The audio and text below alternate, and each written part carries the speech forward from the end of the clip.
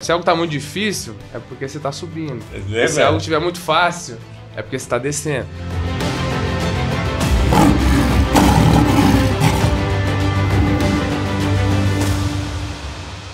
Faculdade do Líder está aqui na segunda temporada do podcast Líderes que Inspiram. Eu, Laura Núbia, Marcos Glicas. estamos recebendo Flávio Luz. Vou apresentar para vocês o Flávio. Flávio estudou até o 4º período de estatística da Universidade Federal do Paraná, quando ele desenvolveu um algoritmo que foi sucesso, logo foi vendido para uma grande empresa e ele teve que trancar a faculdade para cuidar dos negócios, exatamente. Ele é criador de um método estatístico para reverter cenários caóticos na internet e ele tem clientes como Boca Rosa, Kéfera, VTube, Ronaldo Fenômeno. Em 2021 ele ganhou destaque quando ele foi um dos brasileiros a sair na edição da Forbes, que é Forbes Under 30. Under 30. Under 30. Under 30. Isso, na categoria Web. Ele é esposo da Carol Caputo, é Grow Hacker, e atualmente ele é responsável por dados, pela gestão de dados da empresa Scalper. Isso. Não posso esquecer de colocar aqui também que é amigo do Marcos Glicas. O Super Connector que você fez, né? Sou amigo, mas espero me tornar um grande amigo. Você é um grande amigo. Flávio, muito obrigada por estar aqui e por ter aceito o nosso convite. Flávio, você já é um grande amigo, porque o nosso encontro foi uma coisa muito, muito diferenciada. Vou até aqui, faço questão de contar isso. Já falei isso numa live minha, eu tenho uma live de pequenos, grandes ensinamentos. E nessa live eu aproveitei para usar o nosso case que aconteceu entre nós dois. Tá. E eu acho que aquilo trouxe uma ligação entre nós muito, muito forte, principalmente para mim, porque eu acho que essas coisas não acontecem por acaso. Tudo que acontece está... Dizem que até a folha que cai de uma árvore tem a mão de Deus, que é para cobrir uma formiga que precisa ser coberta, ou é para alguma coisa que precisa, tudo é pré-determinado pelo grande poderoso, e você acredita nisso, tanto quanto eu, como a Laura, que somos pessoas de fé e acreditamos. Então nessa semana, toda semana, domingo, eu começo a preparar os estudos, eu faço uma live motivacional no sábado à noite, quando eu acabo o meu sábado de concentração, que eu tiro minha concentração e meus estudos. Antes de voltar à vida, eu prolongo o meu sábado. Certo. Que é isso? Eu estudei, inclusive, pelo Baal Shem Tov, que a gente sabe que é o fundador do Hassidismo. Eu estudei que quando a gente prolonga esse sábado, que é um dia que Deus pediu para a gente parar, porque Deus dá para a gente 6 dias por semana da energia dele para a gente tocar o trabalho. E o que é o sábado? O sábado é o dia que nós devolvemos para ele aquilo que ele deu para a gente durante esses 6 dias. Esse é o sábado.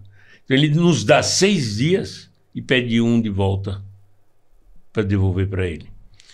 E o Baal Shem Tov foi um cara profundamente forte espiritualmente, e ele disse que quem prolonga esse dia, então ele tem os astrais dele melhoram muito na vida dele. E eu sinto isso, que minha vida desde que eu comecei a fazer isso mudou muito.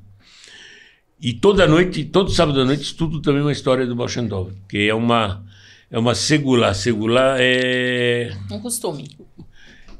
Não é um costume, é uma simpatia. Uma simpatia, para ganhar, simpatia para a saúde. Eu ia falar assim, não vou usar o termo simpatia, mas embora simpatia é um jeito mais fácil das pessoas entenderem o que são as segulot. E eu aí no domingo eu preparo minhas coisas e mando para a Laura, o que eu acho que nós vamos na próxima semana falar.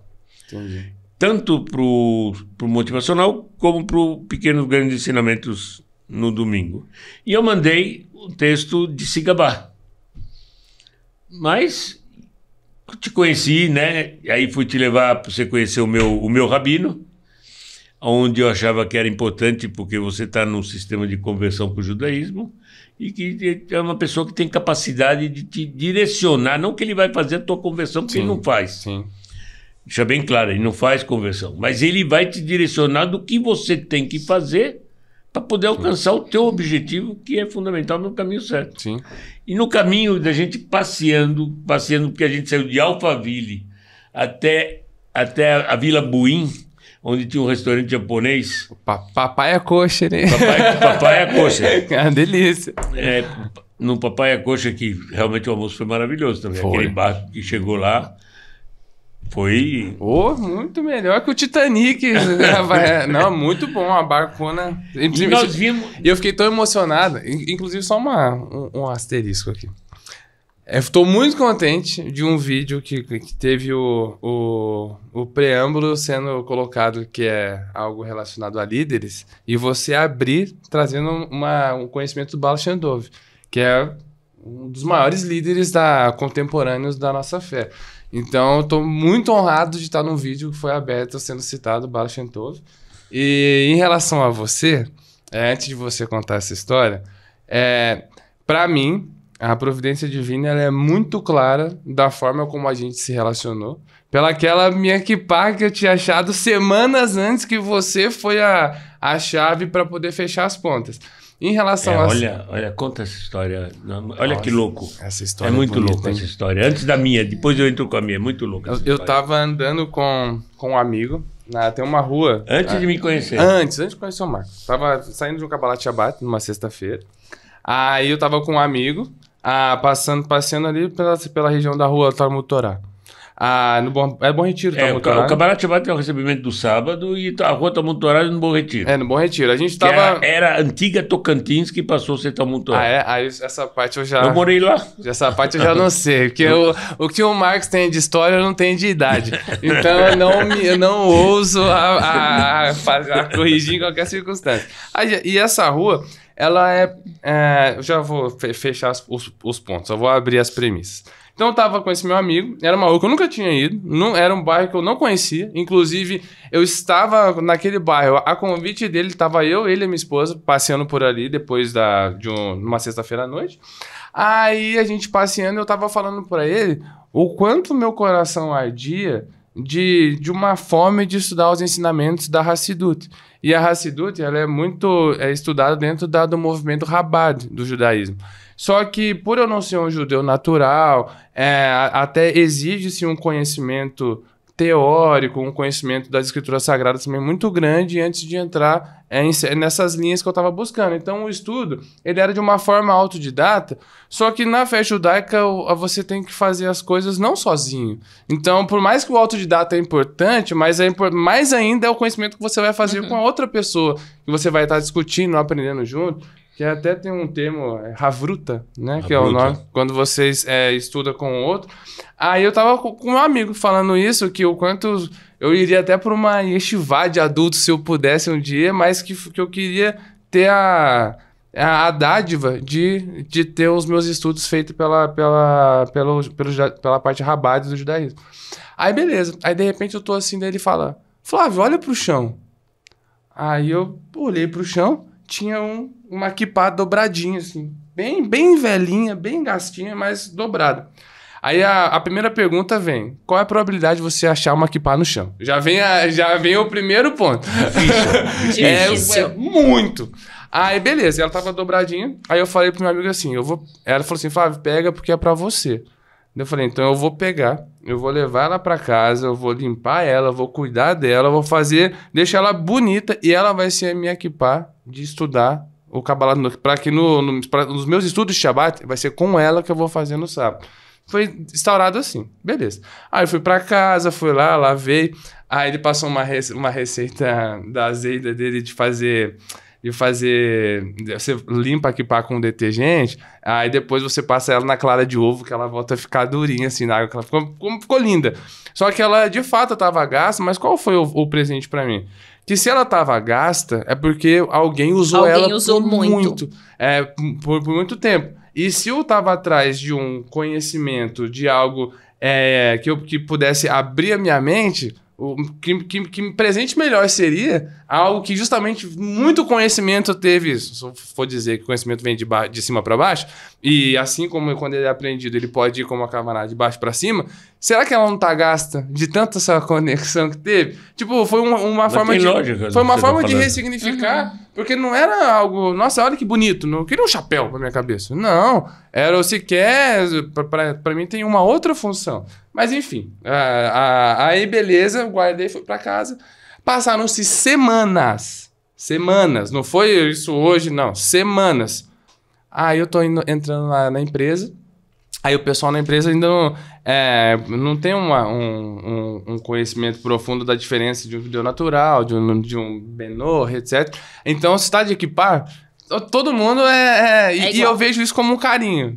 Tipo assim, lá na empresa o pessoal, eu digo que a Scalper é um ambiente muito mágico, porque eles respeitam os feriados das grandes festas. Então, se tem algo sério que eu vou falar, tanto com o Tunis quanto o Lucas, que eu vou me ausentar por certos períodos para fazer determinadas coisas, não tem problema nenhum, porque sabe que depois de uma festa a gente vem revigorado para poder continuar com a vida. Então, assim como vai ter os momentos religiosos deles, eles não se incomodam nem um pouco de eu não participar. É um ambiente maravilhoso. Aí, beleza. Aí passa. Então, quando o Marcos chegou, aí a Priscila, que trabalha, que fica... a gente tem um contato direto, que ela é a primeira pessoa que eu vejo quando chego. Aí ela, Flávio, tem uma pessoa aqui que você vai amar conhecer. Eu falei, sério? Mas quem? Eu não vou te falar agora. Você vai ver o momento. Falei, então, aí eu fiquei pensando, falei, quem será? Será que é um... Porque foi muito específico, né? Será que deve ser alguém da comunidade judaica que tá trabalhando aqui? Fiquei com essa, né? Aí, de repente, ela fala, uma pessoa... tem um judeu que entrou pra trabalhar aqui também. Aí eu falei, é mesmo? Mas quantos já tinham vindo trabalhar aqui alguma vez? Ela, é a primeira vez que tem 2. Eu falei, olha, nada é por acaso com Hashem. A divina providência não falha nunca. Então alguma coisa deve ter aqui. Mas tudo bem, vamos ver como vai ser. Então aí acabou que aí o Marcos foi fazer a questão de... Porque, pô, se tem um irmão judeu, tem que fazer ele se sentir bem, vou lá cumprimentar e etc. É uma mitzvah, né? Tem que... Inclusive eu tava vendo hoje que... não vou entrar nesse assunto. Depois eu digo, não, eu ia estar falando do Rayon Yom de hoje, que era... do Rayon Yom de hoje. Aí vai entrar... Deixa quieto. É só pra ter uma citação, mas esse assunto ia se abrir muito longo. Enfim. Aí eu fui lá conhecer o Marcos, aí falou, oi, tudo bem? Eu sou o Flávio Luz. Fui dar as boas-vindas pra ele. Aí a gente começou a conversar rapidamente. Aí ele diz que isso foi o que fez... É que ele citou, na época, especificamente, um trecho de um sábio, que esse sábio ele chama-se Hillel. Aí é um sábio que aparece na Mishnah, etc. Que é um... Mishnah, dá pra dizer que são a literatura judaica, de um modo geral, acho que é a melhor maneira que eu consigo colocar para as pessoas entenderem. Aí ele falou uma frase específica que eu falei. E essa frase. Aí ele falou, só que eu não lembro quem falou, ou foi algo do tipo, que daí eu senti a liberdade de falar, isso é uma frase do Hillel. Aí ele, mas como é que você sabe? Aí eu falei, não, eu sei porque eu estudo assim, assado. Aí ele ficou assim. Mas você sabe que as coisas que você tá falando não é muito normal a pessoa saber, não. Lembra, Marcos? Lembro. Ele falou a palavra Havrut. Essa palavra eu tinha aprendido, fazia nem mês que eu tinha aprendido essa palavra, que eu falo hebraico. Eu nunca soube que a palavra Havrut, eu fiquei sabendo faz pouquíssimo tempo, não digo um mês, mas tem 5 meses, 6 meses que eu fiquei sabendo, que a Torá é sempre estudada de par de pessoas, 2 pessoas. Porque é como a gente sabe, né? Falando que eu aprendo, então a gente vai trocando essa informação. Ele veio para mim e ele falou estudo Havrut. Quando ele falou estudo Havrut, meu Deus, onde esse cara tá... O cara tá pensando em se converter, tá me falando essas palavras, da onde vem da onde ele tirou isso daí? Eu falei, quando você estudou, tem palavra que você tá falando que nem eu sei, eu conheço. Nesse dia que você conheceu ele, eu me reuni com ele. Aí ele, Laura, eu conheci um rapaz aqui agora, um molecote, não sei que expressão que ele usou. Deve ter sido, conheci um cara. Conheci um cara aqui. Eu uso muito. ele é judeu, ele trabalha aqui. Você acredita que tem aqui um judeu que está trabalhando aqui, veio aqui me dar as boas-vindas, mas ele é estudioso, ele falou umas coisas aqui, ele falou uma palavra e usou o nome de uma pessoa que eu conheci esses tempos. Ele estuda demais.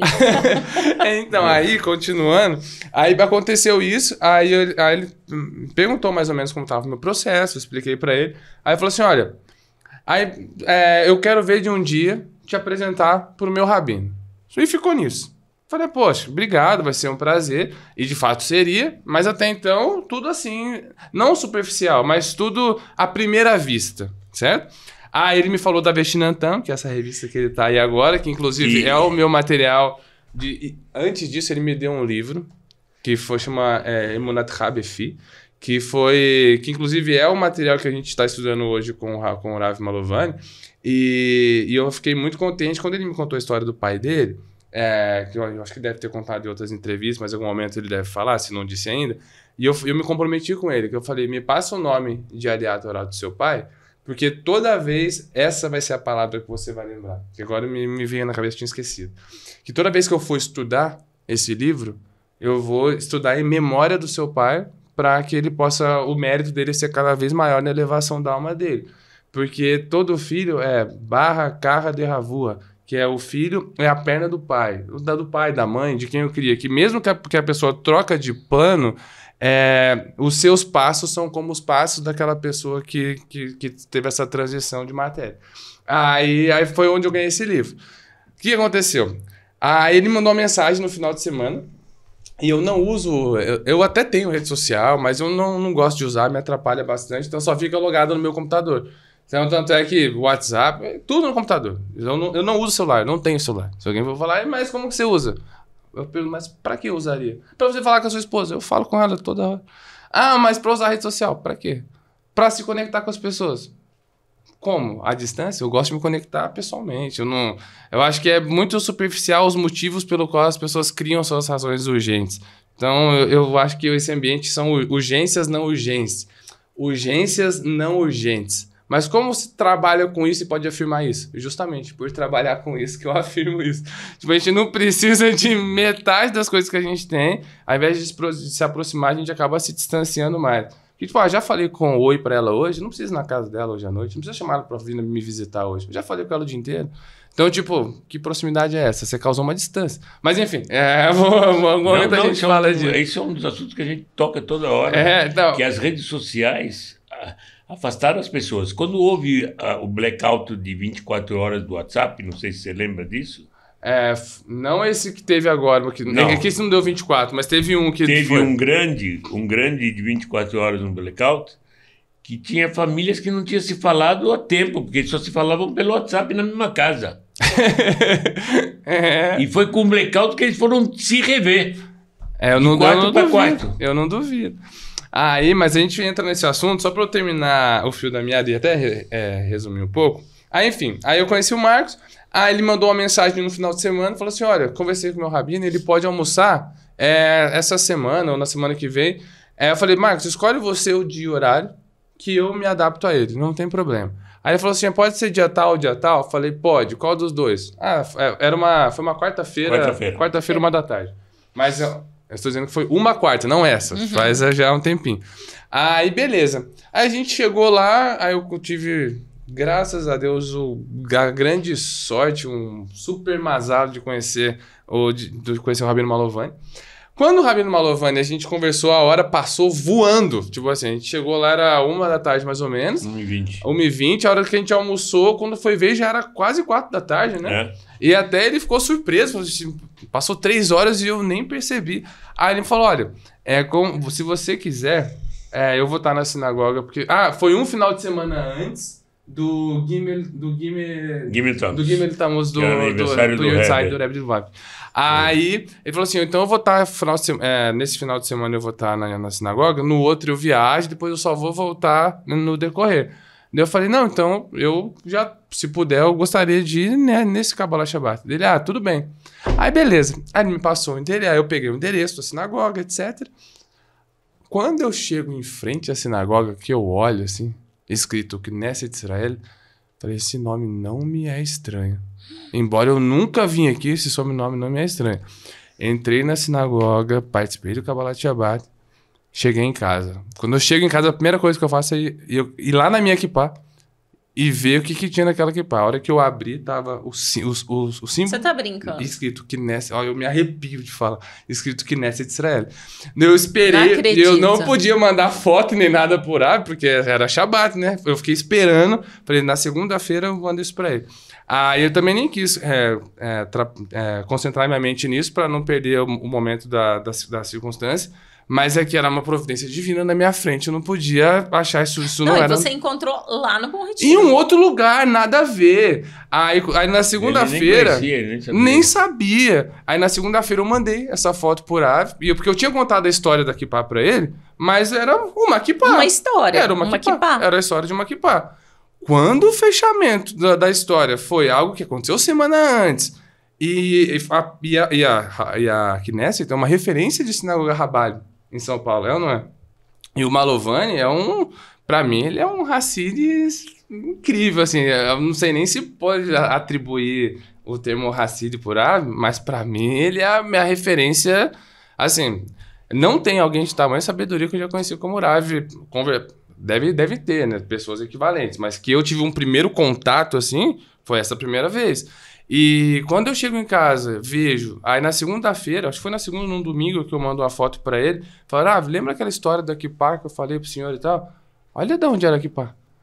Aí ele mandou um áudio, assim, muito contente, falando sobre a divina providência, que pra ele não é surpresa nenhuma. Pelo contrário. É poder ver uma maravilha acontecendo, que isso acontece o tempo todo. E que a gente sabe que Deus cuida de todas as pessoas, que antes de eu ter pedido algo, já estava guardado. Já estava providenciado. Porque foi semanas. É porque os milagres, hoje em dia, eles acontecem, mas a gente não vê. Pois é. A gente não tem tempo de ver. Não, já pensou se eu tivesse... A gente não dá tempo para ver. É. Agora eu te pergunto, e se eu tivesse olhado aquela kippah e falado, não vou pegar isso aí velho do chão? Já pensou? Porque poderia ter sido esse o comportamento. Lógico. Não poderia? Poderia. Então, tipo, a gente às vezes pede tanta coisa pra Hashem, ou algo que a gente... quantas vezes, de repente, já não foi colocado, posto na nossa frente as coisas, e a gente não viu com os olhos que poderia ter visto. E pra mim, uma das razões que o judaísmo muito alimenta a minha alma é você olhar para algo, para uma matéria e saber que você pode elevar o sentido dela para outras. Então, eu vi algo no chão. Eu não pensei, tipo, uma kippah no chão, não sei o quê. Não. Era algo que o sentido que ele foi ter, até um princípio da Hassidut, talvez, né? Você tá aqui com algo simples, o que você vai fazer com isso? Então, o meu convite esteve ali antes mesmo de eu chegar. Tipo, as peças foram se encaixando lá na frente, como se fosse um quebra-cabeças assim, que lá na frente foi se encaixar. Isso é uma das coisas, tá? Isso é que especificamente é o mais recente por causa da questão que, como o Glicas abriu falando desse assunto, eu achei bonito colocar... É claro, você pode não acreditar, mas aí você pode ir por um campo de probabilidade. Que é, qual a probabilidade de eu passar na rua, estar muito horário numa sexta-feira? Já começa aí. Eu nunca fui lá na minha vida. Então, probabilidade pequena. Andar ali de noite, nunca também. Qual foi a chance da probabilidade de eu estar andando numa sexta-feira, de achar uma kippah da cabeça de alguém que caiba na minha cabeça, tem esse ponto também. Além disso, de semanas depois eu encontrar o rabino, que é o rabino responsável dessa sinagoga, que é a sinagoga Rabbali, que até então não conhecia ninguém, e de repente eu estou com os principais rabinos na minha frente da linha judaica que eu quero estudar. Qual a probabilidade? Ela existe, praticamente mínima. Aí, se for colocar numa forma racional, a diferença de milagre e o natural é a frequência. É que a gente tem o hábito... A coisa que tem frequência já passa a ser natural. A gente chama de natural. É igual acordar. Acordar é natural. Sol, acordar não é natural. Respirar é natural. O sol é natural. Tipo assim... Nada é natural. Parece natural porque tá aqui o tempo todo. É tão natural porque você não me cria um sol. Exatamente. Tipo, se é não natural, por que você não acorda com certeza? Se você dorme com certeza que você vai acordar? Não Só tem. Deus tem essa certeza. Entendeu? Eu vou pegar um gancho num comentário que você fez, né? Que você poderia ter olhado aquela kippah e ter falado, pra que eu vou pegar isso?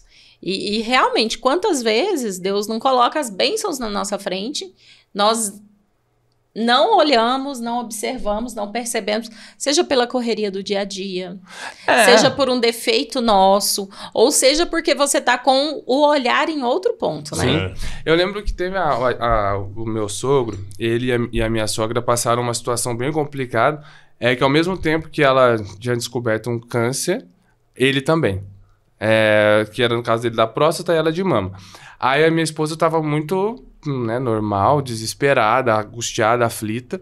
Aí a gente falou, amor, a gente vai apresentar a situação para Deus, a gente vai apresentar todas as nossas aflições, ele já está vendo, já está ouvindo, mas vamos conectar a nossa confiança em quem de fato pode resolver.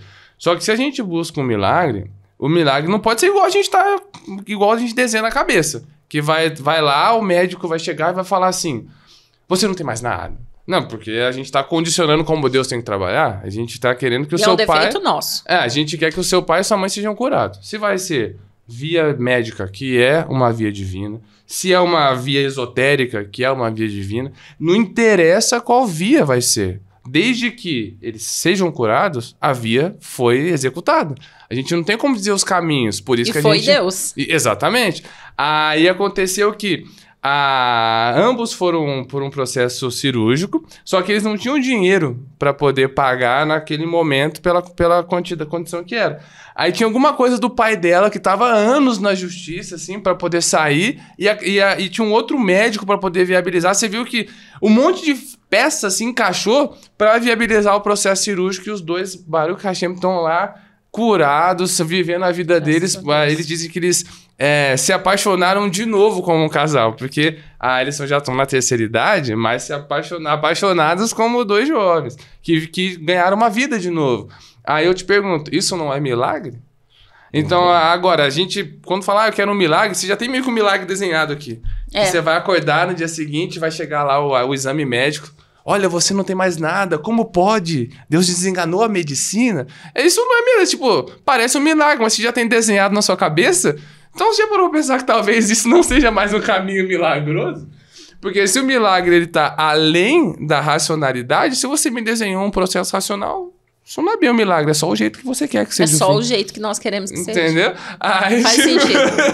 Então, o exemplo é disso daqui pá. Como que era o milagre que eu queria? Meu telefone tocar, aí vinha alguém com sotaque íris falando, você é o Flávio Luz? Deus falou comigo em sonho que é para eu te mentorar nos seus estudos. Não, poxa, pelo amor de Deus.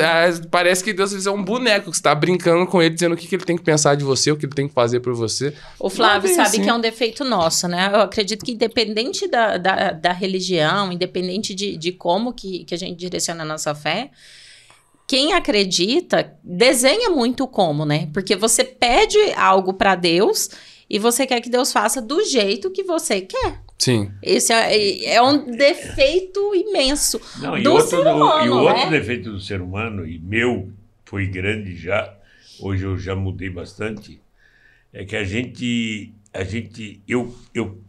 existe um costume de ler o livro das cartas do Rebbe Lubavitch. Ele respondia milhares de cartas. E tem tudo registrado. São livros registrados porque ele respondia todas as cartas. E ele fazia questão de abrir carta por carta. Inclusive o secretário dele chegou um dia para ele e falou, Rebbe, vamos ter uma maquininha que corta o negócio. Ele falou, o cara se preocupou em escrever uma carta para mim e colar ela, impor num selo e mandar para mim. E eu vou me preocupar de facilitar? Não, eu vou abrir a carta por carta. Ele abria carta por carta, milhares de cartas. E existe hoje nós temos hoje um costume, quando você quer saber mais ou menos se você está no caminho certo ou se não está no caminho certo, você escreve uma carta para o Rebbe pedindo que ele te direcione o teu caminho. E escolhe o livro, abre o livro com algum rabino que tem um estudo profundo, né? Cabalístico e profundo. Ele abre e ele vai ler a carta e tentar entender para ver. Então, eu escrevi para o Rebbe 7 cartas durante 7 anos seguidos. Mas só que na carta, eu punha o que eu queria. Eu falava, Rebbe, por favor, me ajuda que essa empresa minha, tal e tal, dê certo. Quem disse que essa empresa era para ser minha? É verdade. Quem falou que eu devia ter essa empresa? Isso foi uma decisão minha. Então eu estou pedindo para ele fazer uma coisa para mim que não deve ser minha. Então Deus olha para você e fala, meu, você está me pedindo uma coisa que eu não posso te dar. É a mesma coisa, o cara tem 10 anos de idade, chega pro pai e fala, pai, me dá um carro para mim que eu quero sair dirigindo. Não tem como te dar um carro com 10 anos de idade. Sim. Então eu estava pedindo uma coisa é você escrever, Rebbe, me dá a luz e me direciona pelo caminho certo, para mim me encontrar o meu caminho certo. E outra coisa é eu escrever na carta, olha, eu tenho uma empresa Computest, de teste de carro. Eu quero ter tantos por cento de lucro no fim do mês, caralho, Então, isso eu vim descobrir só depois, quando eu abri as cartas para o Rebbe Malovany ler e a gente conversar sobre isso. Ele falou, você não pode direcionar o que você quer. Você tem que pedir para Deus e você tem que seguir o teu caminho. Agora, você tem que ter a capacidade de entender o que você está dando certo e o que você não está dando certo. Sim. Não adianta você ficar persistindo numa coisa que você acha que vai dar certo. Sim. E além de você pedir, aí você expôs uma fraqueza sua, né? Agora deixa eu expor um defeito meu, né? Uma falha minha, que além de você pedir para Deus, né?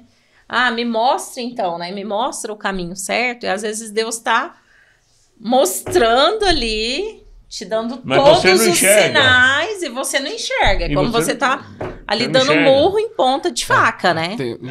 Olha, eu quando trabalhava em Nova York, eu trabalhava com os religiosos, né? Eu trabalhava com diamantes, joias. E eu tinha um cliente muito grande, muito religioso, e sempre que eu ia lá visitar ele para falar de negócio e tudo isso, ele perguntava, Marcos, como você está? Eu falava, estamos aí, mais ou menos. Aí um dia ele chegou para mim e falou, Marcos, você acredita em Deus? Eu falei, lógico, eu acredito em Deus. Você sabe disso que eu acredito em Deus. Então, como pode ser que você acredite em Deus? E eu te pergunto como você está e você me fala mais ou menos. Se você acredita em Deus, você tem que falar o seguinte, eu estou ótimo, porque se você falar que eu estou ótimo, Deus vai olhar para você e vai falar o seguinte, esse cara acha que isso é ótimo, eu vou mostrar para ele o que é ótimo. Da mesma maneira que quando você fala para mim mais ou menos, Deus vai falar, ele acha que isso que ele tem é mais ou menos? Peraí, então. Então eu vou te mostrar o que é mais ou menos. Mas... E aí isso mudou minha vida. Eu estou falando coisa de 40 anos atrás, isso mudou minha vida. Eu nunca mais falei mais ou menos. Nunca mais na minha vida. Toda vez que as pessoas me veem, não importa que problema eu estou passando. Eu falo, Baruch Hashem, graças a Deus. Graças a Deus. Estou ótimo.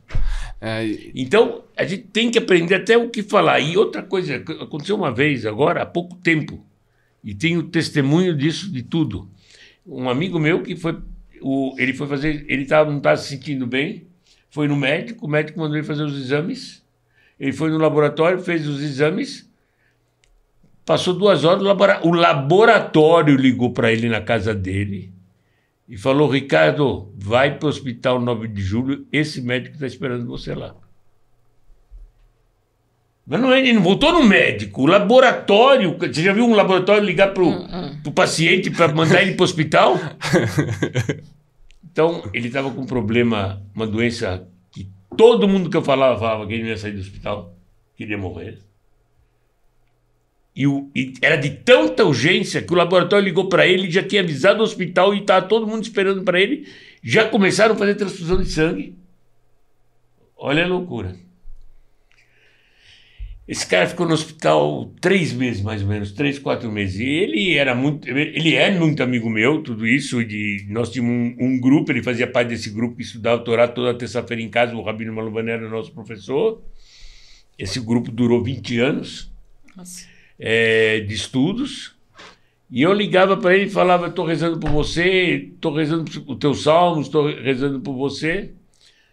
Aí um dia, não sei porquê, nós estamos conversando, e ele conversava com dificuldade, porque ele estava, realmente a doença dele era, eu não sei o nome da doença, mas era uma doença muito... Com o médico que eu falava, meu, muito difícil tirar ele disso. Aí eu falei, Ricardo, você tem rezado? Ele falou, não, Marcos, não tenho força. Eu falei, então arruma força. Eu falei, não sei por quê. Eu falei, eu estou rezando por você, mas reza você também. Disso que eu falei, passou 2 meses e saiu do hospital. Ouça bem. Ele, quando saiu do hospital, ele foi numa Lovani agradecer a Deus por ter saído do hospital. E nesse dia que ele foi agradecer a Deus, alguém me mandou a foto dele que ele estava na sinagoga agradecendo a Deus porque ele saiu. Aí nós comentamos isso. O cara me mandou um texto da Guimará. O que é a Guimará? Você sabe mais do que eu. Não, explica você. Eu não sei. A Guimará? Eu não sei explicar. Por isso eu tô falando, olha aí, olha a loucura. A Guimará é um livro onde tem os comentários das Mishnás. Então é onde Eu os não sei sábios, explicar, os sábios discutem as Mishnás. Só pra você entender, não sei mesmo, não estou me fazendo. É que a Guimará você vai ter tanto o Talmud quanto a Guimará, mas na Guimará especificamente são os comentários dos sábios em relação às Mishnah. Por isso que quando eu conheci esse cara, que ele me conversa comigo nesse nível de profundidade, e isso que ele ainda não é judeu, que ele está querendo se converter, eu falei, meu... que é isso? É alguma coisa errada. E faz 2 anos. Então vamos terminar essa história aqui. Ele me manda o texto da Guimará. O que estava escrito no texto da Guimará? O quê? Se você reza pela saúde de uma pessoa, mas essa pessoa não reza pela saúde dele, Deus não ajuda. Ele fala o seguinte: todo mundo está rezando por ele. Ótimo, mas ele não reza por ele. Por que eu vou ajudar ele? Eu vou ajudar ele se ele pedir e mais um monte de pessoas também pedirem. Agora, só um monte de pessoas reza por ele e ele não reza nada. Então ele não quer. Então deixa quieto. É a história da pessoa que não se faz por ajudar, né? Exatamente. Pede ajuda, mas não quer ajuda. Agora, não adianta eu querer ajudar você se você não quer ser ajudado. E eu vi agora, há alguns dias atrás, de médicos que diz que quando as pessoas rezam pelo próximo, ele sente a diferença na saúde, na melhoria da saúde da pessoa. Mas desde que essa pessoa também reze por ele. Acho que foi até... Eu não sei nem se é adequado, talvez se for o caso, pode pedir para cortar. É que o Rav, ele faz uns comentários aí... assim, se eu falar... como a gente fala de líder, eu vou citar vários trabalhos que eu fiz com algumas pessoas, o conceito de liderança, mas nenhuma delas vieram por acaso. Que você, se alguém fala assim, pô, Flávio, passa a sua receita aí do que fazer para ter uma história igual a sua. Eu falei, eu não tenho como dizer. Porque as coisas, elas simplesmente aparecem, eu abraço e essas coisas viram alguma coisa. Mas assim, a escolha primária não sou eu que faço. Simplesmente as coisas aparecem, eu as abraço e elas viram, tem o seu resultado de alguma maneira. E você acha que isso se deve a quê? Ao fato de você estar tão aberto a Deus, de você estar tão querendo? Você acha que é isso? Eu sinceramente, eu não vou dizer dessa maneira, mas porque geralmente, quando eu acho algo, não é necessariamente que eu estou procurando por algo, mas eu estou caminhando com algo. Então, no caso da função do algoritmo de audiência, eu jogava futebol americano na época, que é um esporte semi-profissional. Eu jogava no time da faculdade, no FPR Legends. E o nosso time, ele era... Não é que ruim, é uma palavra muito dura. Era ruim, a gente ficava em último sempre. Mas era... Mas olhando a tabela de baixo para cima, vocês ficavam em primeiro. Então. Depende do ponto de Aí a gente referência. começou a querer perder cada vez menos feio. Então, porque já que a gente sabe... Só que tinha uns meninos bons, mas é que os outros times eram muito melhores. Treinava mais tempo, jogava mais tempo. Então a gente... Só que tinha um capitão de defesa, chamava Paulo Manosso. E ele chamava quando você vai ter uma play call, que é uma chamada de jogada, e ele entendia muito bem o jogo. Só que eu achava que isso era natural dele. E depois, não, eu fui perceber que ele era muito esforçado em entender o jogo. Aí eu comecei a querer fazer os scouts, que era... Eu ficava lá na internet, via os vídeos dos times que a gente ia jogar, Aí ficava, assim que a jogada ia começar, pegava cada pessoa da defesa ou do ataque e a cada drive, que é cada jogada, entender o que eles fizeram. E depois, de acordo com uma formação, de acordo com a formação e a maneira que a bola sai, qual que é a probabilidade de algum desses jogadores fazer algum movimento específico. Aí eu comecei a ter uma noção de que a gente chama de matemática discreta, que é esse processo de contagem, que é onde você tá contando, atribuindo frequências e certos comportamentos. Aí beleza. Aí eu tava numa aula de métodos numéricos, que aí o professor tava ensinando que se você tem vamos supor, você tem um gráfico específico. Aí se você traça uma reta, depois traça outra, existe um método numérico que se você tiver retas sucessivas, ele somaria esses ângulos dessas retas e te daria uma reta geral, de certa forma. Aí, só que então, assisti futebol americano, um padrão de comportamento de dado, e depois numa aula um padrão de comportamento de gráfico. Dias depois, eu estava no YouTube, aí isso foi 2011, talvez 2011, 2012. Aí o YouTube lança aí eu clico num botão, sei lá, cliquei por acaso em algo que chamava Estatística para Nerds. Aí eu falei, nossa, eu nunca vi isso aqui. Cliquei para ver. Aí de repente era um gráfico de barras que dava, tipo assim, a visualização que um canal teve hoje, a visualização do canal que teve no dia... Hoje não, no primeiro dia, no segundo dia e até alguns dias sucessivos. Aí eu vi uma forma. E essa forma era muito parecida com a forma que o professor tinha ensinado na aula. Aí eu pensei, poxa, então se eu tiver... Se geralmente a curvatura de ângulo indica uma velocidade. Então aqui eu tenho 2 eixos. Então se eu tenho a velocidade que um vídeo tem audiência, e eu tenho um instante de tempo, e tenho esse tempo uma velocidade, será que se eu tiver para cada ponto desse uma reta, desde que eu encontre que momento essa função tá, eu consigo saber quanto de audiência qualquer vídeo vai ter em qualquer instante de tempo. Desde o tempo da menor parcela de tempo, sei lá, 1 hora ou até o infinito do dia. E eu fiquei com isso na cabeça. Eu fui atrás de um professor meu, falei, professor Wagner, isso aqui, é possível fazer isso? Ele falou, aí ele olhou assim, rapaz, é possível, mas ninguém nunca apresentou nessa aplicação, mas é possível sim. Eu falei, então, acho que eu posso fazer isso assim, assim, assado. Ele, mas Flávio, esse tipo de aplicação você só vai aprender no mestrado de métodos numéricos, você não vai aprender na graduação isso. Aí beleza, eu fiquei com isso na cabeça de que é possível, mas não agora, porque num contexto educacional isso não seria viável. Mas beleza, fiquei com isso na cabeça. Aí tem um comediante que chama Marcos Castro, que na época ele tinha um quadro de trocadilhos e cantadas com a esposa dele. Ele é um excelente humorista também, inclusive um grande amigo. Marcos, naquela câmera, um beijão pra você. Aí o Marcos Castro ele fez um vídeo chamado assim, Roubaram Minhas Views, que era um momento que o YouTube tava tendo uma crise, que as views elas não estavam sendo contabilizadas, porque chegava na view 301, o contador travava para ter, que era um processo que a visualização tinha, não muito, mas era como um T-bot, era como... O YouTube ainda não tinha entendido o que ele validaria como uma visualização. Aí então tava era um matagal, basicamente, o YouTube. Imagina que ele foi lançado em 2006 nos Estados Unidos, 2010 começaram os grandes primeiros criadores, mas que hoje o próprio Felipe Neto, que é para mim o maior de todos, a nível de transições, eu tenho uma história muito bonita com ele, que nem ele sabe o quão importante ele é para mim, mas um dia a gente vai conversar sobre isso. A gente trabalhou juntos também. Enfim. Nessa época ele era o maior, tinha poucos criadores e o Marcos era um desses maiores. E ele fez esse vídeo Roubaram Minhas Views. Aí eu peguei e mandei um e-mail para ele. Por quê? Porque o Marcos, ele é matemático. Então eu sabia que se eu mandasse um e-mail e ele visse sentido, a gente poderia estudar isso junto. Nem cogitei de vender trabalho para ele, nada. Eu só queria alguém que pudesse me ouvir nessa ideia e ver se fazia sentido. Uma vez que fizesse sentido isso, eu não sabia para que ia servir. Eu saberia o que daria para responder a pergunta que eu tinha. Mas se isso ia virar um produto, se alguém ia comprar, não fazia a menor ideia.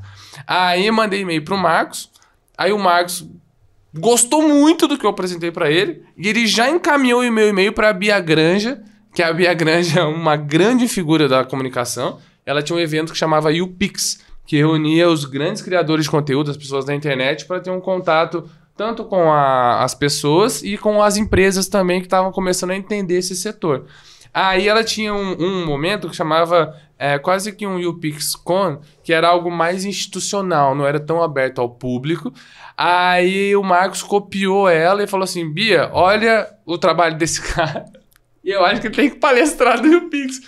Mas não tinha nada pronto, era apenas um rascunho de um possível modelo, de uma possível ideia. Aí ela... Amei o projeto. Flávio, você pode palestrar aqui dia tal? Aí, tipo, é um dos maiores eventos do Brasil, assim, disso. Aí eu falei, meu Deus.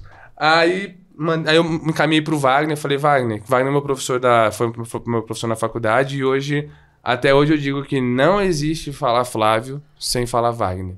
Então, tudo que envolva em relação a mim, internet, se não fosse esse apoio que o Wagner deu, que eu digo que ele foi esse instrumento divino na minha vida, porque ele fez coisas assim que não imaginava. Ele falou assim, Flávio, a gente vai fazer. Pode falar que você vai. Falei, a gente não tem nada, a gente vai ter. Nem que na hora eu faça os algoritmos funcionarem para uma experiência simulada, mas o mesmo que você disse para mim, o mesmo que você disse para ela, o mesmo que você disse pro Marcos, você repita para quem for preciso, porque tem como. A gente só não achou o jeito ainda. Mas que tem como, tem como. Aí beleza, e dá-lhe fazer. A gente teve eu acho que 1 mês e meio, 2 meses. Faltava 24 horas pra palestra, que era lá em São Paulo. Foi a primeira vez que alguém me levou pra poder apresentar alguma coisa. Tinha 21 anos. Aí deu 24 horas antes, ele fala, Flávio, vem aqui na minha sala, que eu achei um formato que dá pra pelo menos você explicar. Aí quando ele me mostrou o formato, aí a gente tinha na verdade, a distribuição que a gente entendeu, era uma sigmoide, que era tipo um S assim, e ela tem um tempo de pico. Quando você tem esse tempo de pico e a esperança total, dentro desse range você te permite fazer várias inferências. Só que eu não sabia programar um código, era só teta, ângulo pra tudo quanto é lado. Aí o Wagner, na hora que chegar nisso, você só mostra que tem esse modelo, mas já vai pro seu slide. Se alguém perguntar, diz que você manda o código depois. Falei, então beleza, funciona. Fizemos testes. Aí eu lembro que nesse dia eu sabia que o Felipe Neto, né, da Paramaker, ia estar lá. Aí eu coloquei ele no meu slide e eu fiz essa apresentação para ele, porque ele estava começando a Paramaker, que ia ser a primeira network brasileira de canais no YouTube. E eu achei muito ousado da parte dele fazer isso. Ele é um cara muito ousado, ele é um cara diferente. O Felipe é um cara diferente, muito especial. Aí a gente teve algumas desavenças pessoais, não é nem desavenças, ele pensa de uma maneira, eu penso de outra. Aí, mas a gente não é que a gente era amigo como pessoa, mas ele foi uma das primeiras pessoas que confiaram no que eu falava. E isso pra mim teve um peso muito grande e tem até hoje. Porque até o Ayrton Senna fala que no começo, depois que ele virou Ayrton, muita gente queria dizer pra ele: o que eu posso fazer para te ajudar? Ou, nossa, eu tenho tal coisa que vai ser muito bom para você. Só que no começo, quando ele não era o Ayrton Senna, não tinha ninguém para poder ajudar, não tinha ninguém para falar que tem uma coisa boa para você. Só que é nesse começo que você mais precisa. Então, eu digo que o Felipe foi uma dessas pessoas, a primeira grande pessoa que eu conheci no momento que eu mais precisei, que era o começo.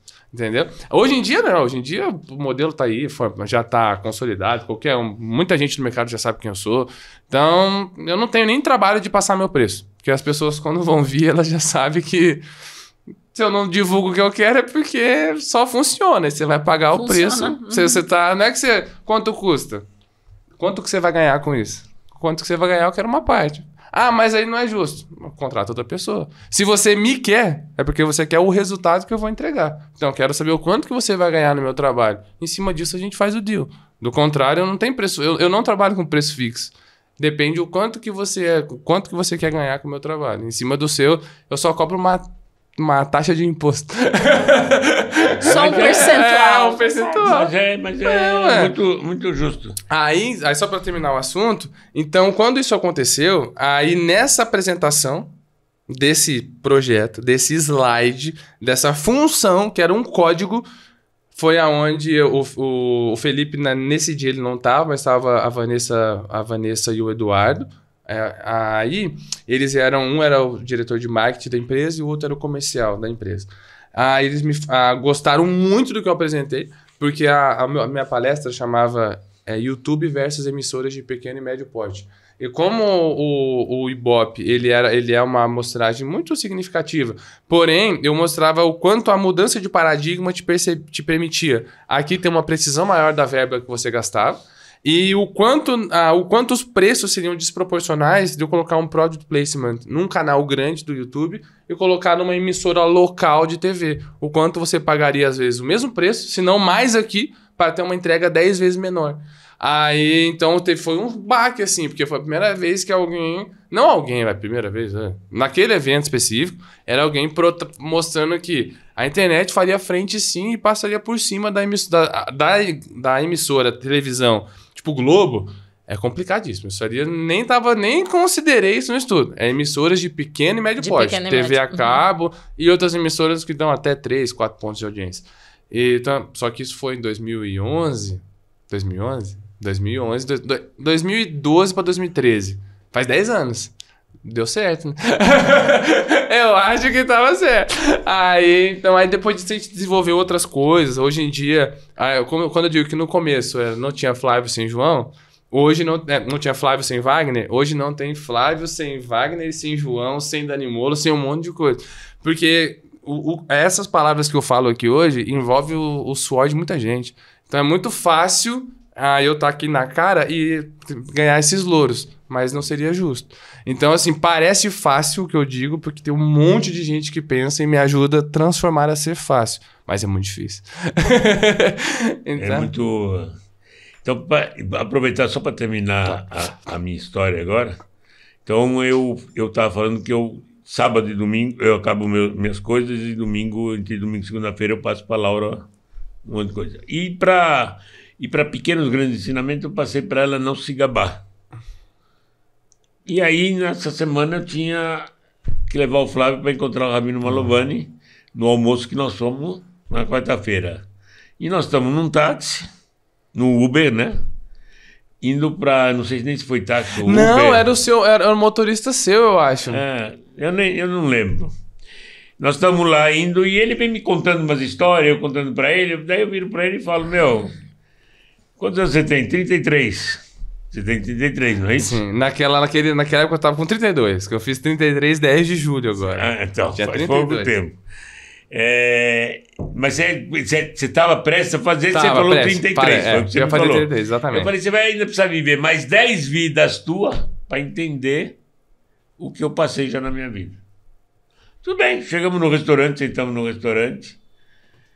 Ele começa a conversar com o Rabino Malovani. Eu estou sentado do lado, quieto, porque eu levei ele para conversar com o Rabino Malovani. Não tenho o que falar, eu só estava pedindo e comendo enquanto eles falam e não comem. Eu aproveito e como a comida deles também. E ele começa a contar, o Malovani começa a fazer questionamento, como ele fez de você hoje. A mesma coisa ele fez dele naquele dia no restaurante. E esse começa a contar a vida dele. Quando ele começa a contar a vida dele, eu falei, meu Deus do céu. O que eu falei no carro para esse cara?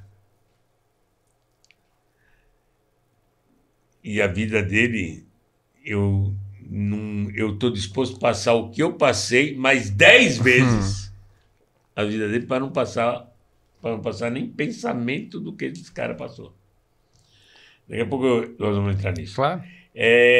E eu até aí, tudo bem, eles estavam conversando, a conversa foi longa. Às 3 da tarde eu tinha terapia, eu pedi desculpa, mudei de mesa e fui fazer terapia. Eu faço terapia no restaurante, no carro. Fui fazer terapia e eles continuaram a conversa. 20 para as 4, uma está indo embora, me disse tchau, eu estou na terapia. Ele falou para mim, não, eu vou te esperar. Quando acabou a terapia, eu falei, Flávio, a primeira coisa que eu quero te pedir desculpa. Eu sou bocudo, falei demais, não devia ter falado. E não tinha nem que abrir a boca para falar o que eu te falei. Quando eu vi tua vida, meu filho, eu não quero nem pensar em passar o que você passou.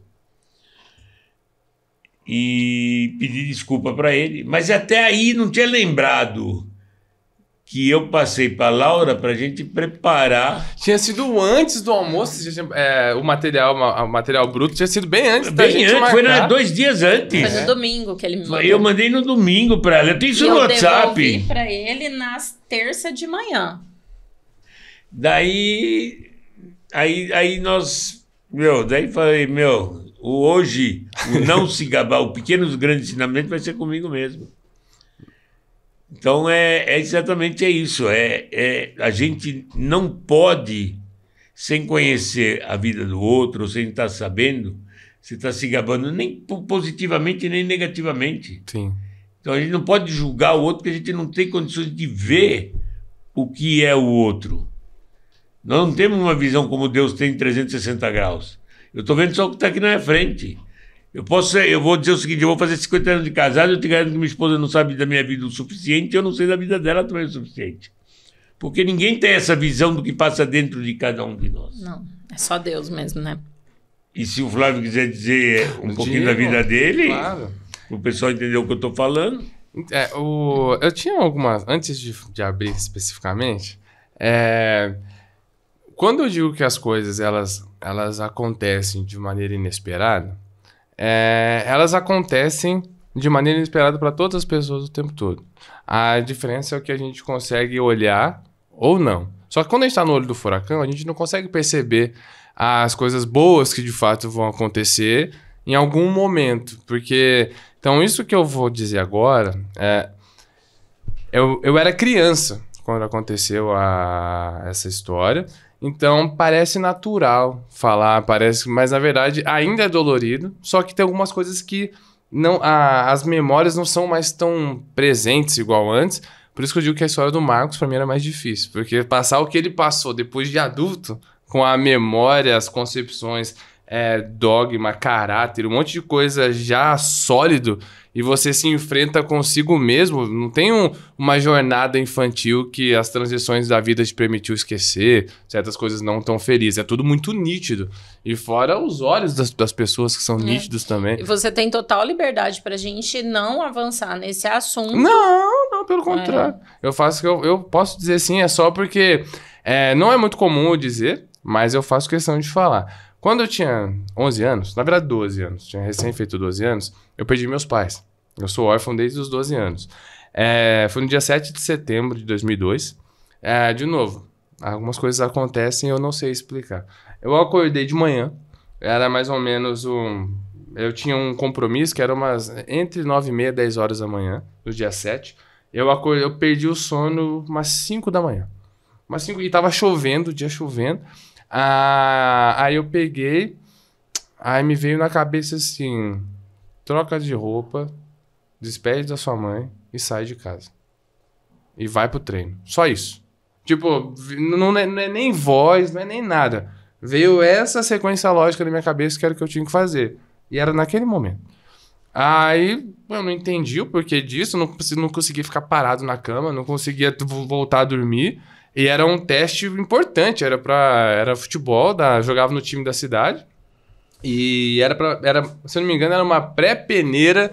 Porque no interior você tem o pré do pré do pré do pré. Era pré-peneira pra fazer uma peneira pro Corinthians, se eu não me engano. Que nem sei se era também. Mas se falou que tem, vambora. Aí, beleza. Aí eu acordei, aí separei minhas coisas, aí eu fui despedir da minha mãe. Aí eu tomava a bênção dela antes de sair de casa. Falava, mãe, bênção, eu tô indo lá no teste do time. Aí ela falou pra mim assim, eu chamava de Flavinho. Você é Flavinho, mas tem certeza que vai ter mesmo? Porque hoje é feriado, tá chovendo, olha o horário. Aí eu falei, mamãe, se é importante, eu acho que independente de chuva ou não, vai ter. E se não tiver, depois eu volto. Aí ela falou, então se esse é o melhor pra você, Deus te abençoe. Aí fui. Aí eu peguei só que antes de sair, então vamos supor assim, eu morava aqui, o compromisso era aqui. E eu tinha um amigo, que é o Rafael, ele morava tipo uma comunidade no Morro Santa Cruz. Aí eu falei, eu vou chamar o Rafa pra eu não ir sozinho. Só que as lojas, vai ter um momento que não vai fazer muita loja. Só que o Rafa nunca foi no treino comigo. Porque na minha cabeça eu quis chamar o Rafa pra fazer alguma coisa, mas ainda assim eu quis ir lá chamar ele. Então, ao invés de sair daqui pra ir pro meu compromisso, que era aqui, eu fui lá no Morro da Santa Cruz, que era aqui. Aí eu fui lá, quando eu cheguei na frente da casa do Rafa, eu fiquei com vergonha de chamar. Porque tava muito cedo, não tava chovendo, mas tava chuviscando. E aquele dia, aquela manhã, era um 7 de setembro. Era um feriado, frio, chuvoso. Eu falei, vou ficar aqui esperando na calçada, em frente à casa dele. Porque se alguém fizer algum barulho, aí pelo menos lá na Itajubá, que era a cidade, isso foi em São Gonçalo do Sapucaí. Aí você chega assim, quando tem, né, muito cedo, você vai chamar um amigo, você espera ter um barulho, se tivesse, fala, ô fulano, você chama bem baixinho pra não acordar a rua inteira. Só que não teve um pio na casa do Rafa. Nada, nenhum barulho. Aí tinha um amigo dele que era amigo nosso, morava na frente também. Eu queria ver se alguns dos meus amigos, que a gente era companheiros de escola, se ia ter algum movimento pra chamar alguém pra fazer companhia pra mim. Nada. Fiquei mais uma meia hora sentado assim no meio-fio esperando. Nada. Eu falei, quer saber? Vou lá pro treino e vou ficar esperando de lá. Porque até dar o horário, alguém vai chegar, se não chegar eu vou embora. Então, lembra, minha casa era aqui, o treino era aqui e eu vim aqui, né? O caminho convencional seria eu vir pra cá. Mas como eu tava aqui, eu fiz esse caminho aqui. E cheguei no mesmo lugar. Beleza. Passaram-se as horas, aí eu tava sozinho, frio danado, eu sentado, deitado nos alambrados de onde ia ser o teste. Aí acaba que quando vai... Aí o pessoal começa a chegar, passam, acho que umas 3 horas, sozinho lá esperando. Aí o pessoal começou a chegar, já fiquei contente, falei, vai ter a peneira, né? Vai ter o treino. Aí, ok. Aí eu peguei, na hora que... Eu lembro de muitas poucas coisas desses momentos, mas foram uns momentos bem marcantes. É meio que comum no futebol, você fazer uma roda e antes de começar o jogo fazem 2 rezas, uma evangélica e uma católica, acho que é para agradar todo mundo, então tem lá uma oração específica e depois uma outra oração específica.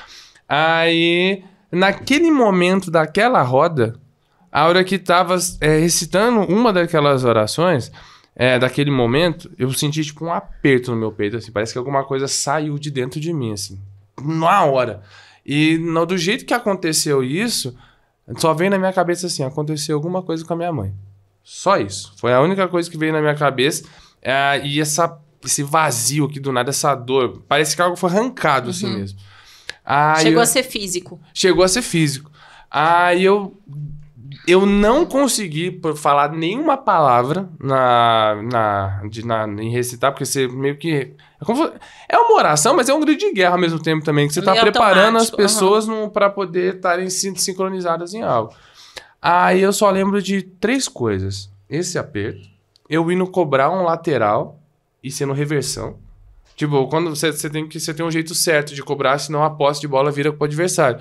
Só que é vergonhoso você tomar uma reversão. É sinal que você não tá prestando atenção no jogo. E depois o treinador me chamando de canto pra me entregar um bilhete que eu tinha sido aprovado pra próxima fase.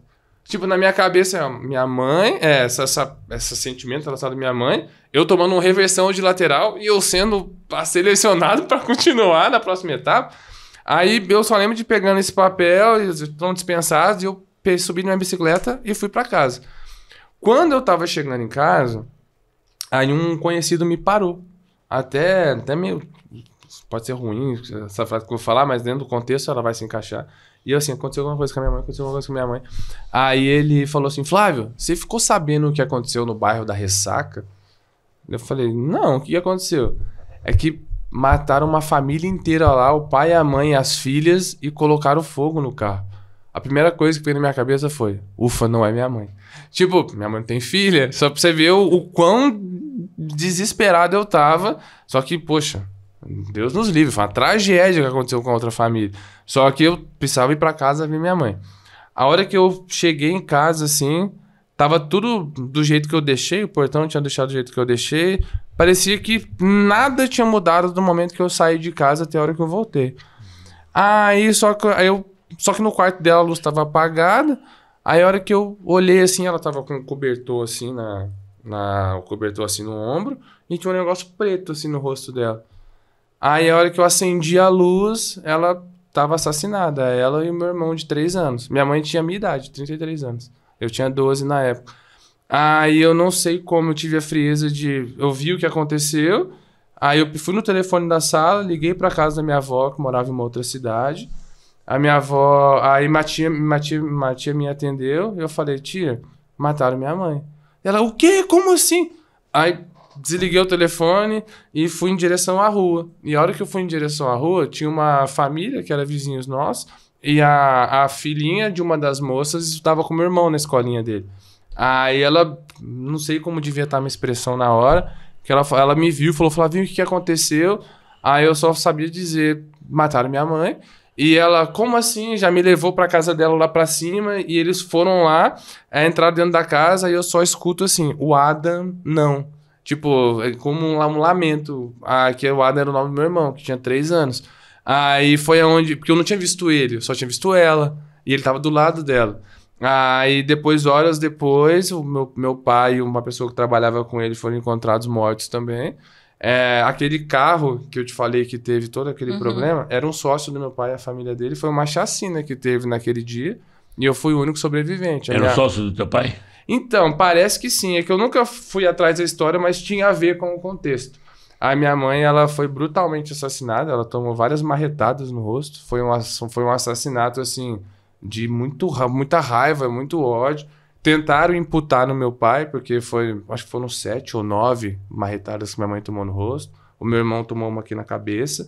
E foi algumas horas... Na verdade, foi alguns momentos depois de eu ter saído de casa. Tipo, não um momento. O percurso todo... o momento que eu cheguei foi lá no local, era basicamente o momento que você dava para fazer uma ronda inteira. Eu tinha um papagaio, filhotinho, e arrancaram a cabeça do meu papagaio. Tipo, que era pra ter alusão que não era pra ter sobrado ninguém, e só eu sobrei. E assim, aí desse momento, a minha família é uma família muito grande, aí não é algo que teve lá uma causa que meu pai tinha matado todo mundo, depois se suicidou. Mas umas coisas que não fechavam as pontas. Aí teve alguns problemas depois, que é o fim da história. Minha família não sabia o que estava acontecendo. Aí eu fui morar lá com uma tia em Camboriú. Não Balneário Camboriú. Num bairro chamado Barranco. Que ela tava tentando a vida com meu tio lá. Meu tio é padeiro e ela, na época, tinha só magistério. E ela começou depois a dar aula para crianças com síndrome de Down. E foi ali que eu aprendi a cozinhar. Porque eu tinha que cozinhar para meus primos que moravam junto. E ela me ensinou a fazer arroz. Queimei muita panela de arroz. Mas, em compensação, ganhei uma esposa e ela disse que é por causa da minha comida. Então, tipo... Aí eu buscava sempre ajudar, né? De alguma maneira. Aí acabou que... um conforto que eu tive é que desde os 6 anos a minha mãe me colocava na aula de música. Então, eu comecei aprendendo flauta. E nesses momentos que a solidão, a tristeza era muito grande, eu me apegava na música e ficava estudando meu instrumento por horas e horas. Até que depois eu ganhei um saxofone, que era o instrumento que eu sempre quis tocar desde criança. Aí eu estudei em vários conservatórios. E a música sempre foi o que confortou a minha alma. Nos piores momentos. Nos momentos de angústia, de solidão. Essa fotografia da cena da minha mãe aparece o tempo todo na minha cabeça. Então é você saber que isso existiu. E eu e como eu disse, eu tinha 12 anos. Então... Se eu for colocar um recorte de memória com ela, eu vou ter dos 9 aos 12 anos só. Porque não tem como você lembrar o que aconteceu com 6, com 5, com 4, com 3. Então, eu tenho essas memórias e esse flash, esse momento muito, muito ruim, traumático. Então, aí quando esse aparece, eu deixo ele de lado, penso nos outros. Mas aí, como eu disse, hoje eu tenho 33. Então, a própria expressão dela, a expressão do meu irmão, a voz deles, às vezes eu esqueço. Aí eu tenho que pegar o álbum de foto para poder lembrar dela. A voz dela, pega uns vídeos para poder ouvir. Por isso que eu disse que no seu caso, apesar que se você for colocar num contexto de brutalidade, realmente é desproporcional o que aconteceu comigo. Mas de dificuldade da vida, a sua é tão difícil quanto a minha, que é tão difícil quanto a dele, da dela. Cada um tem os seus momentos. Não, a dificuldade de cada um para ele é grande. Eu concordo com você. Então, quando eu digo assim, como isso aconteceu... Se eu tivesse que escolher... não, sem dúvida. Nesse aspecto, sim. Eu falo, Deus, pode me dar mais 3 vezes o que eu passei e não me dar uma coisa dessa. Então eu penso que hoje... Aí por isso que quando me vem uma ideia... Pena que eu não trouxe saxofone para ouvir você tocar, que isso eu ainda não ouvi. Mas um dia eu levo na sua casa. Então quando às vezes... Olha, hein? Eu já vou cobrar isso. Pode cobrar. Um jantar com você tocando teatro de saxofone. Com o maior prazer. Mandar preparar. Então quando vem uma... Aí como eu disse para você, Flávio, como as coisas aconteceram? Eu não sei te dizer. Eu não sei te dizer nem a pior tragédia da minha vida, como também não sei dizer, de repente, as razões mais nobres, sociais, que tal, não nobre, destaque social positivo. Eu não sei explicar humanamente nem o muito negativo e nem o muito positivo. Eu vou atribuir a Deus, tudo isso. Com certeza. Agora, eu posso dizer o que eu fiz nesse meio tempo, mas assim, mais no quesito de inspirar, o fato de seguir em frente, de continuar fazendo, até tem uma frase recente que eu uso bastante, que o Ravi ensinou, que ele ensinou de um conhecimento que veio do Marcos, que quando algo se algo tá muito difícil, é porque você tá subindo. Se algo estiver muito fácil, é porque você tá descendo. Então, nesses momentos de muita dificuldade, aí depois você, quando não olha para trás, você comete certos erros. Teve uma fase da minha vida, entre os 25, 27 anos, que daí eu tava com um dinheiro considerável, aí eu esqueci que, na verdade, aquela criança órfã foi Deus que sustentou ela o tempo todo, que abriu os caminhos, colocou as pessoas. Aí eu comecei a achar que tudo era pro meu mérito, que se tivesse dependido de Deus, eu tinha perdido toda a minha família. E agora que eu decidi ser o cara, aí todo esse dinheiro aconteceu, só que eu fui lá e perdi tudo. Aí quando Deus falou assim, aí apareceu uma outra ideia na minha cabeça. Comecei a fazer, ela começou a dar certo. Aí eu entendi que, peraí, desde o início eu ganhei, porque Deus me abençoou. Até tem uma frase, tem uma história do Rabino David Weitman que é linda, que ele fala assim, o que é seu esforço? Que acho que em hebraico é Hishtadlut, né? Se eu não me engano. Hishtadlut, esforço. Aí você tem... Você vai preparar a terra. Então você vai lá, vai preparar a terra, vai fazer os buracos, vai cuidar da semente, plantou a semente, deixou a terra perfeita. Você fez todo o seu máximo. Mas e agora quem manda a chuva? Então, quando Deus abre por favor, com toda a metáfora do contexto. Então, quando Deus abre a torneira do céu para derramar as chuvas de bênção, se você preparou a terra, você vai ter uma linda colheita. Agora, se você não preparou a terra, só jogou ali de qualquer jeito umas sementes, ainda vai nascer alguma coisa. Porque é Deus que decide quando ele vai abrir essa torneira ou não. Então, eu entendi que às vezes as coisas, assim como teve essa situação ruim, de certa forma, eu digo ruim, foi ruim, né, óbvio, mas é que eu não sei qual a melhor palavra utilizar. Mas teve essa situação que ela é o oposto de algo que eu chamo de bênção, eu tenho que saber que as duas vieram de uma mesma fonte. Agora, o que eu vou fazer com isso para poder seguir minha vida e inspirar outras pessoas? Porque eu penso, se eu tiver alguém numa condição dessa, numa história dessa, Deus permitiu que nos meus 30 anos eu pudesse dar um presente para honrar minha mãe, que foi a menção na Forbes. As empresas que desenvolveu, as pessoas que eu pude ajudar, começando as suas carreiras, construindo as suas coisas, sabendo dessa história difícil que eu tive, as pessoas que podem não se ver numa situação dessa, podem ver uma luz no fim do túnel. Então eu entendo que a minha história, as coisas que aconteceram, é para encorajar, fortalecer e motivar outras pessoas a seguirem.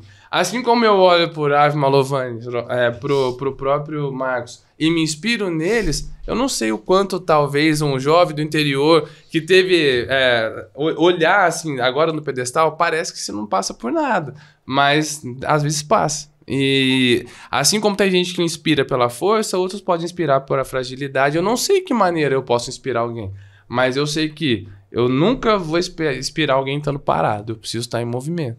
E tanto para manter a minha mãe viva, o meu irmão vivo, enquanto eu estiver tendo as minhas ideias, a maneira que eu falar, refletir eles vão sempre estar vivos. Então é só uma questão de transição de materialidade. Assim, eu sou mãe, Flávia, e assim, uma coisa eu te digo, com certeza ela tem muito orgulho.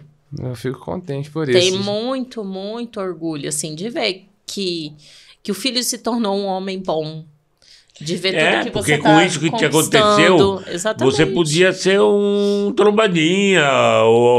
Vocês acreditam que todas as pessoas falam isso? Eu não, sem exceção, todas as pessoas falam assim. Você já pensou que se fosse diferente você podia... E geralmente sempre coloca uma questão voltada. Ou inteligente como você podia ser o chefe do tráfico. Você poderia ter utilizado inteligência, assim, inteligência pro mal, porque a gente pode... A gente decide para que lado nós vamos. Nós temos livre-arbítrio. E graças a Deus, com tudo isso... Você está indo para o caminho do bem e construindo carreira de pessoas grandes. De fato. E assim, e é tudo por essa questão de eu entender, mas é claro que isso, hoje eu olho para trás, até eu citar o Bala Shem Tov de novo, que o Bala Shem Tov ele diz que tudo que você vê ou ouve, você pode tirar, há uma lição para ser extraída disso, para melhorar no seu serviço a Deus. Certeza. Só que o seu serviço a Deus é que o contexto judaico é diferente. Quando a gente fala serviço a Deus, não é necessariamente ficar rezando para Deus. Serviço a Deus é ativo mesmo. O que você está fazendo para servir os propósitos confiados em você. Não necessariamente o rito palestra. Deus não pôs aqui a gente só para passar o dia inteiro rezando. É para fazer. Tomar atitude, né? tomar atitude e usar o teu livre-arbítrio para o bem. Isso. Onde você está fazendo as coisas que é para o próximo. E outra coisa, eu vou te dizer, Flávio, que você tocou nesse assunto. Que você, quando ganhou dinheiro, você bateu no peito que você era bom. Sim. E esse foi meu problema também. É porque você... Deus, eu digo o seguinte, Deus falou o seguinte, você acha que você fez tudo o que você fez? Deus me deu a oportunidade de ganhar muito dinheiro. A Paraxá dessa semana, a Paraxá Ekev, ela fala exatamente disso. Você pisa com calcanhar, Ekev é calcanhar. Você pisa com calcanhar em cima. Deus me deu a oportunidade de ganhar muito dinheiro. Mas quando eu não soube mais usar esse dinheiro, se eu tirar aqui uma foto do último Réveillon, da última festa de Réveillon que eu fiz, ninguém vai acreditar. Sim. Eu mostrei pra você, né? Então, eu já estava pirado na vida, estava cego. Então Deus falou o seguinte, eu vou tirar tudo que você tem, só para você ver que não foi você que fez. E vou tirar, e olha, vou te falar uma coisa, nós temos uma coisa que se chama de sábado, Seudat Shlishi, que é a refeição, a terceira refeição, que é à tarde, que é antes de a gente fazer outros tipos de reza. E a gente, nessa terceira refeição, a gente senta para debater e estudar. E eu estava reclamando que me roubaram muito dinheiro. Aí um rabino levantou e falou, não te roubaram nada. Como você está falando que não me roubaram? Esse cara me roubou. Ele me deve e não paga. O que ele fez? Ele me roubou. Ele falou, não, Deus tirou de você. Eu briguei com ele, olha, tem esse rabino, eu briguei com ele, briguei com esse rabino. E hoje eu digo, ele tinha razão. Isso que você acha, que o cara pegou teu dinheiro e que te deve dinheiro, isso é tudo obra de Deus, meu filho. Para pegar, para tirar fora teu dinheiro. Você não soube usar o teu dinheiro, eu vou tirar teu dinheiro. Como eu vou tirar teu dinheiro? Da mesma maneira que eu te dei, que eu não sei como eu te dei. Só que você não soube usar. Agora você vai perder tudo. Perder não é que eu vou queimar o dinheiro. Não, esse cara vai vir, vai me dar um golpe, aquele outro vai vir, vai me roubar, Sim. aquele vai ali não sei o quê. Mas é bem isso. Só para você agora começar a ganhar... E olha, eu vou te dizer o seguinte, eu sou um cara abençoado e eu falo toda hora, eu sou um cara abençoado por Deus. Porque hoje eu entendo o que eu tenho. Baruch Hashem, eu tenho tudo. Eu tenho uma família com netos maravilhosos, com saúde. Deus o livre, estou longe de passar o que você passou, de passar o que o Antunes passou, que ele contou, que é Deus o livre, não quero... Eu quero que meu filho me enterre, não eu enterro um filho. Enterrar um filho é coisa muito difícil. E te digo o seguinte, hoje eu aprendi, eu falo para Deus, me dá mais uma chance para mim poder consertar antes de eu sair, já que você está me deixando aqui, para mim, o que eu estou fazendo hoje é para consertar. Sim. É transmitir a palavra de sábado, porque você pega o seguinte, se você for procurar meu Instagram, eu nunca postei nada antes do que eu comecei a fazer o trabalho com a Laura. Nada, nunca postei. Laura, que trabalho, hein? Eu só ando postando as coisas que é passando a palavra para as pessoas e porque Deus pediu para você passar para frente. E na hora que você passa para frente, é aí que você aprende mais. Sim, é verdade. Você fica mais inteligente, você cresce mais. É verdade. E dentro desse contexto que você disse, eu lembro que uma das coisas que foi um desafio para mim foi... geralmente o mérito do ganho, a gente tende por um egocentrismo querer atribuir, mas a perda é sempre culpa do outro. E assim, aí me veio, mas espera aí, já que você ganhou pelos seus próprios méritos, vai lá, ganha de novo. Tipo, ganha de novo. E desse ano, foi o ano que eu tava assim, endividado, tinha um dinheiro de uma pessoa de muita confiança que eu tinha. E não me pagou e eu tava totalmente alavancado no outro negócio que eu tava. Aí eu morava numa cobertura de quase 800 metros quadrados e me vi morando de favor no Jaçanã, na casa de um amigo. Então, assim, e com a Carol do meu lado. Eu digo que o amor meu nasceu com a Carol porque ela foi minha companheira nos melhores momentos e nos piores momentos. E aí hoje, Baruch Hashem, a gente colhe os louros de muita coisa junto. Mas ela viu a minha transição como pessoa também e eu vi, assim, não era fácil. E eu lembro que no ano que eu não ganhei nada, tipo, não via dinheiro, eu vi minha conta zerada. Zerada não. Bom se fosse. Negativa, muito negativa. Aí, mas foi o ano onde eu tinha alguns amigos, umas pessoas específicas, a própria Alexandra, de um canal chamado Alexandrismos, MC Max, tinha o pessoal do Haikais, na época do Conda Massa Clan, que tinha uma produtora de um amigo também que estava com o Konai. Então, eles precisavam de algumas ajudas, precisava gravar algum clipe. O próprio MC Max mesmo não tinha estourado uma música dele que tem mais de 200 milhões de views, chama Se Deus é Por Nós. Ele ia lá em casa gravar os clipes dele para poder ter um material audiovisual. A Alexandra, no canal Alexandrismos, eu conheci ela quando ela ia fazer um canal de cinema com um amigo dela, que ela era jornalista de uma empresa chamada Webidia, que teve uma situação específica lá para resolver. Aí ela queria começar um canal para falar sobre empoderamento feminino, para defender as pautas contra a gordofobia, LGBTQIAP+. Aí eu falei, aí a gente teve uma conversa, e quando ela começou, e ela bateu 100 mil inscritos, ela ficou muito contente, até me agradeceu e tal, e eles foram indicados, ela e o MCWM, a um prêmio da MTV Miau, e eles pediram minha ajuda para desenvolver uma estratégia para que pudesse envolver as pessoas e eles pudessem ganhar. E eu achei importante que na época o funk crescia mais de 3.800% no Spotify e 10 milhões de pessoas consumiam funk diariamente. Que o funk não necessariamente é o funk só entretenimento, ele fala por muitas vozes que são caladas. E eu achava importante, na minha cabeça, pela primeira vez tem alguém ganhando esse prêmio 2 vezes no programa da MTV e alguém que defende causas de minoria que é importante, como a Alexandra, ganhasse também. E o WM ganhou os 2 prêmios que ele competiu, ela ganhou o prêmio dela. E era um ano que eu tava na casa de favor de um amigo, trabalhando numa pedaço de pau de uma mesa, tipo, de bermuda, tudo descabelado. Mas eu sabia que tinha um motivo pra eu estar passando o que eu tava passando. Que em algum momento aquilo ia acabar. A minha confiança nunca foi abalada. Eu só não sabia o tempo que ia levar. Porque como eu disse, eu perdi tudo porque eu sabia que nunca foi eu que consegui ter nada. Assim como você perde, o que você ganha com o esforço das suas mãos, você pode perder com as suas mãos. Aí não é para ganhar, é só o seu esforço. É arar a terra, mas quem manda a chuva não é você. Mas para você jogar veneno e matar toda a sua semente, você consegue. Aí quando eu entendi isso, que o dinheiro que eu tinha não era... Se algo tá sobrando para mim, é porque tá faltando para alguém. Se a história que para mim não vale nada, porque era uma obrigação que a vida tinha que ter comigo, de ter reparado uma injustiça, não é bem assim. Aí eu começava a olhar para trás e ver o porquê, o que de lição foi extraída no que eu vi. Porque o que aconteceu, aconteceu. Não tem o que fazer. É o que acontece daqui em diante. Então, das vezes que eu me calei de me pronunciar de algo, quantas pessoas alguma aflição, alguma angústia não podia ter sido reparada. O dinheiro que eu... Tinha meses que, sei lá, eu nem me preocupava olhar cartão de débito, cartão de crédito, nada. Só debita aí.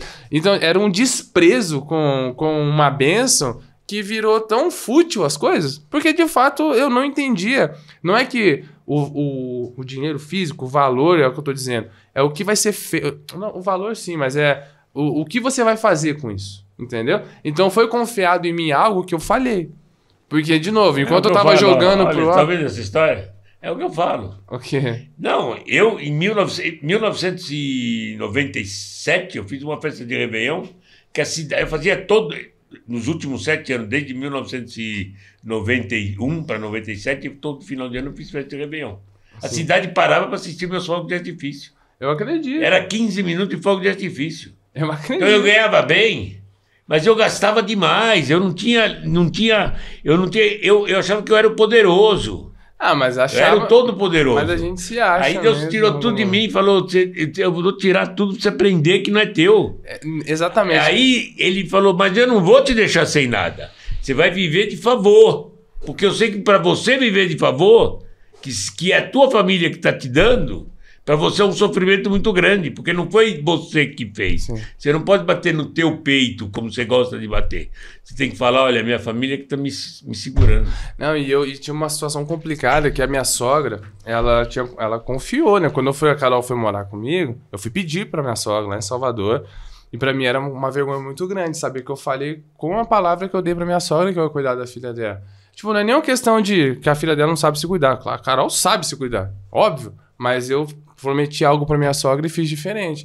E se eu for explicar os motivos, é só ir evidenciar o quão irresponsável eu fui. Só que na minha cabeça eu posso fazer tudo isso porque eu tenho esse dinheiro que vai sair. Só que qual foi a lição? Confiei onde eu não devia. Tipo, na verdade, eu não tava confiando em quem devia em momento algum. Então, tipo, hoje a partir do momento que eu entendi, as coisas passaram a fazer sentido.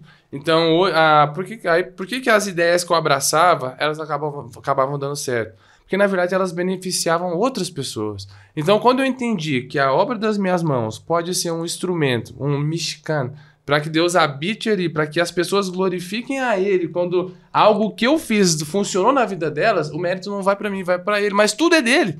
Então, eu não fiz nada além do que a capacidade de eu fazer.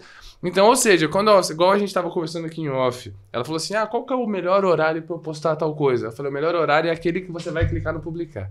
O melhor horário é o que você vai postar. Depois a gente pode ter o melhor horário de ajuste para sua audiência, mas no momento só vai.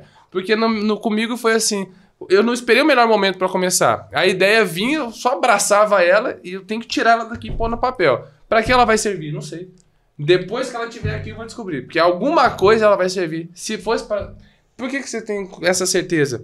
Porque se não fosse para servir para algo, Deus não tinha colocado isso na minha cabeça. Não tinha...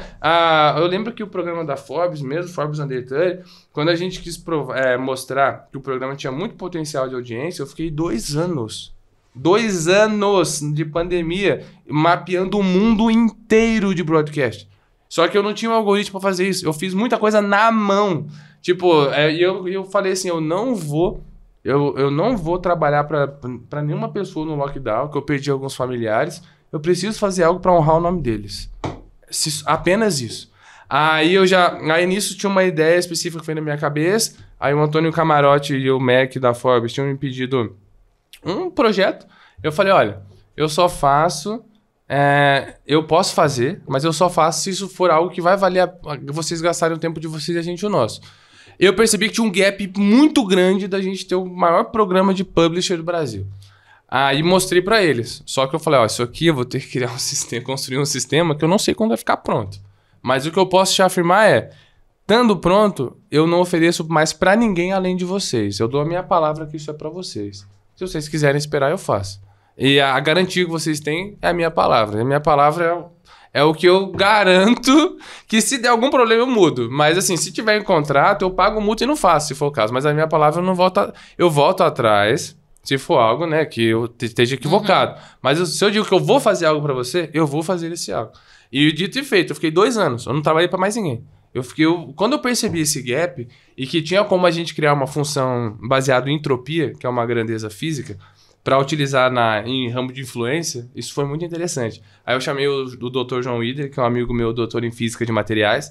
Falei: cara, eu acho que a gente consegue fazer um algoritmo usando termodinâmica. O que você acha? Eu expliquei para ele.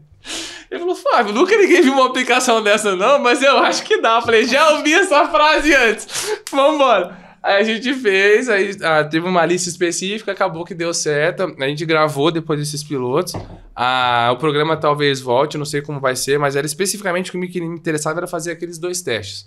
Um com a GK, que foi um teste muito piloto, foi bem em algo que a gente tinha previsto, mas o da Virgínia foi algo que a gente tinha certeza que ia ser sensacional. E o programa, em menos de 24 horas, bateu 500 mil de views. Tinha sido o recorde histórico. E ela é um sucesso, né? Mas é que ela nem conta. Mas assim, foi a primeira vez que a Forbes Brasil bateu a Forbes Global em um dia assim, de audiência. E a Forbes Global é inglês, né? Você está falando para o mundo inteiro. A gente estava algo português, local, e não interessa, bateu. Como? É a torneira. O que eu fiz foi... E o interessante, Flávio, a gente tá sensível a essa voz, né? Sensível a entender o que Deus está falando. Peraí, ele deu uma ideia, tira daqui e bota. Mas é o ouvir, você tá sensível. Da mesma forma que você ouviu lá atrás, Deus falando com você, que era Deus falando. Então, exato. É que quando a gente vai entrar na voz divina, aí vai entrar numa seara que eu até me restringo a não falar sobre, porque vou ficar mais confortável se fosse um erudito falando sobre isso, etc. Mas especificamente no que você diz, e trazendo no contexto de liderança, você... Beleza, tem lá uma ideia legal. Eu ia te pedir para a gente entrar no contexto de liderança, para a gente entrar no caminho de finalização.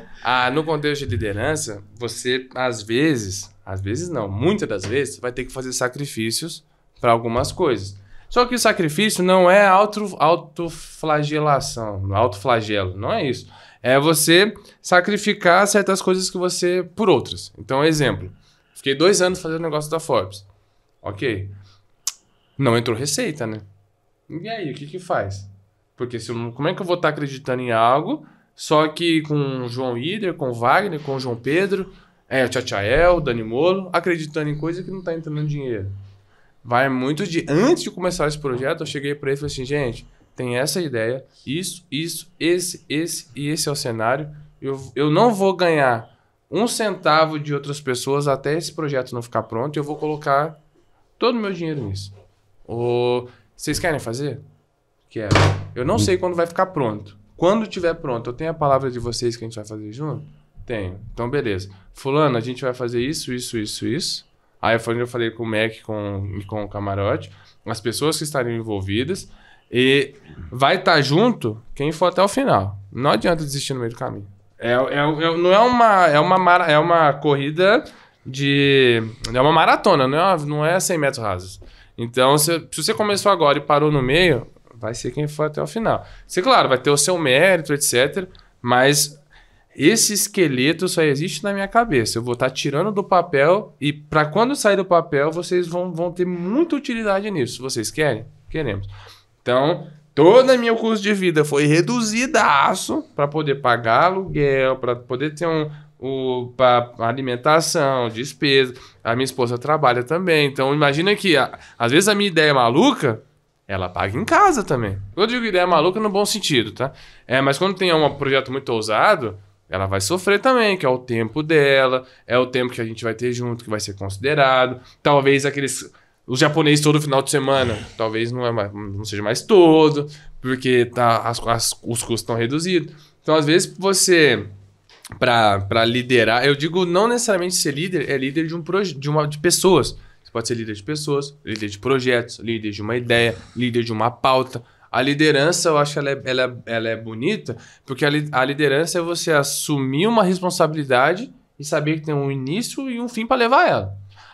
De novo, se esse fim vai ser a meta para atingir de uma empresa de call center, se ser líder vai ser você liderar pessoas de uma classe de aula de filosofia, sei lá. A liderança, ela envolve várias nuances da nossa existência social. Então, por isso que eu acho bonito, mas ao mesmo tempo, o fundamento de liderança se aplica a qualquer coisa. Então, de novo, se você for liderar um projeto de criar um algoritmo de dev, o conceito de liderança é o mesmo de quem vai liderar alguém para fazer uma marcha política. O conceito de liderança tem as bases, os fundamentos da liderança. Então, eu digo isso que você liderar um projeto que só existe na sua cabeça, ele só é óbvio para você. Então, você vai precisar... de pessoas de confiança para saber que podem confiar em você, E principalmente você o tempo todo mostrar que elas não estão perdendo o tempo delas confiando em você. Porque isso eu tive que aprender, graças a Deus, aprendi com várias pessoas que entraram no meu caminho, que quando você tem uma ideia original, ou até mesmo muito ousada, ela é óbvia só na sua cabeça. Na cabeça e que de alguma forma você tem que materializar para os outros, você tem que cristalizar isso para quem está do seu lado. Perfeito. Flavinho. Diga. Muito obrigado. Acabou já? Acabou. Nós estamos 1h35. Pela primeira vez, o Glicas puxa o fechamento porque eu estou envolvido. Eu preciso ir para o toalete também. Nós estamos 1h35. Foi bom? Foi maravilhoso, Flávio. Eu te agradeço ter aceito esse convite. Porque aqui a gente deixou não só a palavra do que é uma liderança, como você terminou muito bonito dizendo que é uma liderança, como a gente deixou lições de vida. Muito grande. Com certeza. E para você poder ter uma liderança, você precisa ter lição de vida. Isso é verdade. Se você não souber o que é uma lição de vida, você não pode liderar nada. Isso é verdade. Concordo com você. Obrigado, Flavinho. Por isso que você é um grande líder. Obrigada, Flávio. E você Deus também. Porque muito obrigada. O que você fez para ele ser essa pessoa mostra muito quem você é também. Obrigado. Não tem nem dúvida. Eu fico muito contente. Muito obrigado pelo convite, obrigado a quem assistiu.